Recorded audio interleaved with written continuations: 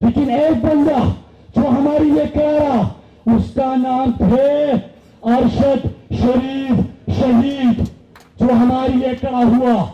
आज यहां से हम पूरे बीरबाला के अवाम अरशद शरीफ शहीद को सलाम पेश करते हैं। और मैं सवाल करना चाहता हूं, लोग सवाल नहीं पूछ रहे। पहला सवाल अरशद शरीफ शहीद के हवाले से कि 16 जाली एफआईआर बगावत के मुकदमे किसके कहने पर अरशद शरीफ शहीद के ऊपर हुए थे? वो कौन था जो अरशद शरीफ शहीद को धमकियां दे रहा था? वो कौन था जिसकी वजह से अरशद शरीफ शहीद को मुंह छोड़ना पड़ा? और वो ताकतवर शख्स कौन था जो दुबई में भी अफसर रसूख रखता था और अरशद शरीफ को मजबूर किया कि वो दुबई से भी निकल जाए? वो कौन था?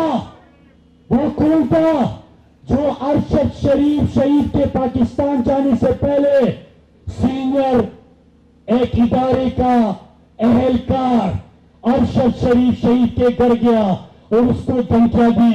लेकिन अरशद बहादुर था, उसने कहा कि मैं आपके सामने झुकूंगा नहीं, मैं हक की बात करूंगा। और फिर अरशद शरीफ को शहीद किया गया। जो लोग उसके ऊपर उसको इबरत का निशान बनाना चाहते थे, मैं उनको आज यहां से कहता हूं कि पाकिस्तानी कौम तुम्हें इबरत का निशान बनाएगी।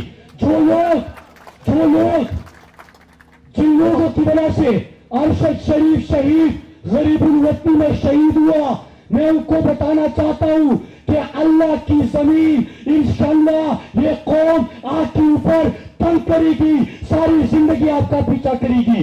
और जिसने अरशद शरीफ शहीद का खून नाहक किया, तो वो याद रखे अरशद का खून आपके रगों में तेजाब बन के दौड़ेगा इंशाअल्लाह।